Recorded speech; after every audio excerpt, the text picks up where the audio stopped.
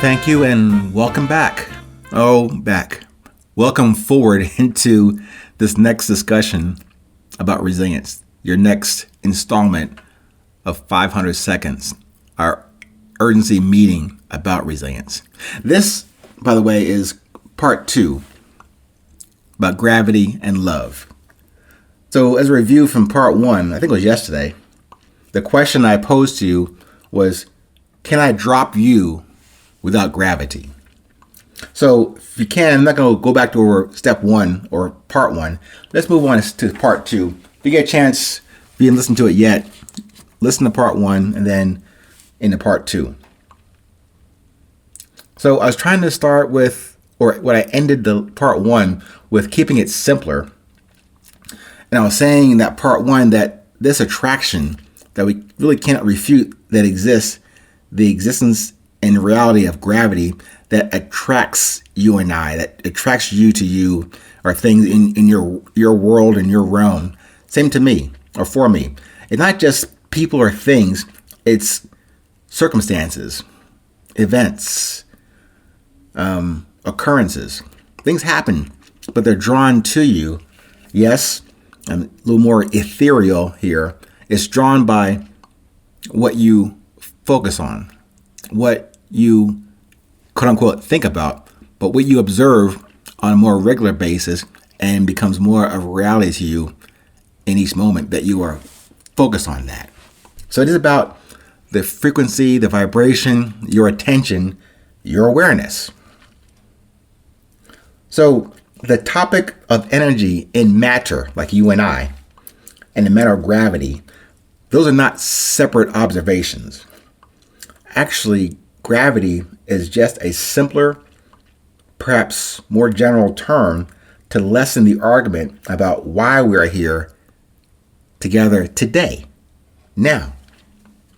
The main consideration for today, for now, is for you to accept the existence of this attraction without needing to question it as real or not. The questioning should evolve into and towards your own understanding or appreciation of who and what is drawn to you and what you will do with that experience.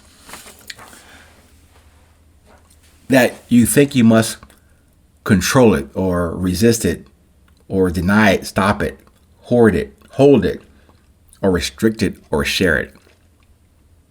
You can design and guide yourself through every existence, every instance, every event, the current and currency of now, by knowing what you want, what you need, who you are at your being level, and making those decisions about your direction, and not waiting for something or someone to tell you how to feel, what to do, how to be. Consider measuring your actions, your thoughts, your observations, your desires, all from your being, from your essence, and through the importance to you in terms of value and pleasure. Not from a level of conceit or selfishness. Just the idea to do for self first before you can do for others. This, though, I'm offering to you as a practice that does not include external expectation or that tit for tat arrangement, a quid pro quo thing. It is a process that is not one directional or an objectively based reason. Subjective, that viewpoint is more open and more applicable to you and your mirrors. If you can see through them, through yourself, into the clear view of what this now is, the space for everything you are experiencing, not what you are, not how much you have lost, how much is good, bad, or ugly, is immaterial. The matter you inhabit, the energy that you are, is connected to the gravity that should be as useful as a construct on how we are here now and what we can learn and lead from this moment. So while we are in this proximity, me talking, you listening, that may not last too much longer.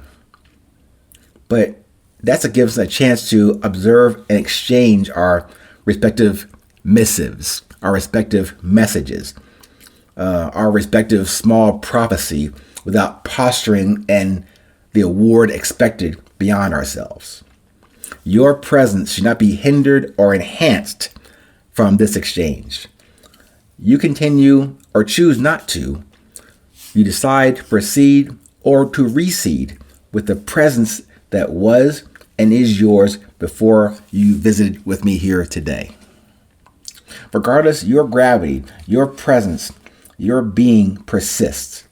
And it all comes back to you accepting your awareness of who and what you are without the need to get this before you do more of that. I'm asking you to check your premises, to ask who and what has been drawn to you. Perhaps a better slate of questions you might want to develop, and develop the openness to the, not necessarily answers, but the indications of the answers to your developed, self-developed, sincere, original, curious, organic questions. When you do that, you can then appreciate the received energy, the apparent gravity that will encourage you to make different decisions based on the new observations of you, in you, and to see the change you lament and long for.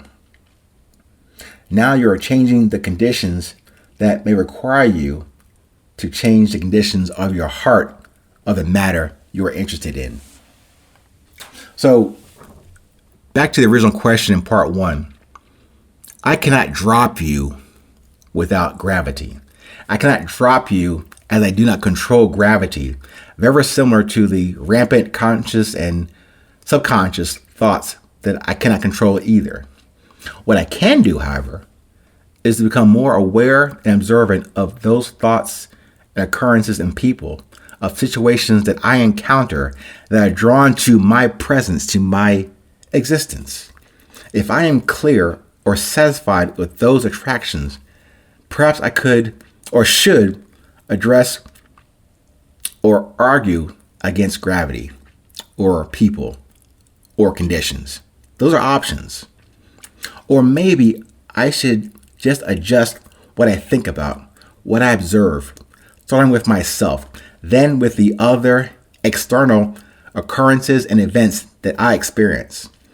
Gravity does not and should not restrict my ability to reason and to be. I can adjust how and what I find value and pleasure in. Perhaps this slight change in perspective, remember, I guarantee to change your perspective on this present moment. Perhaps this change in perspective will allow me to accept what happens, to enjoy the experience, and to evolve with the awareness, not with the things and structures that will all pass away and cannot be held anyway. I cannot drop you without gravity. It always exists as the energy that we are does as well. The connectivity between us, between each of us, may be weaker than before because the weak connection started within me first, with that expectation that is flawed. And here, that is the sin, that is the miss, that is the continued need for the next that loses touch with the now. So gravity and thoughts and observations and attractions can work for you, through you, with you. Last question. Are you with me now? Stay present. Stay current. No matter where you are in this world, please remember, it is always 8:20.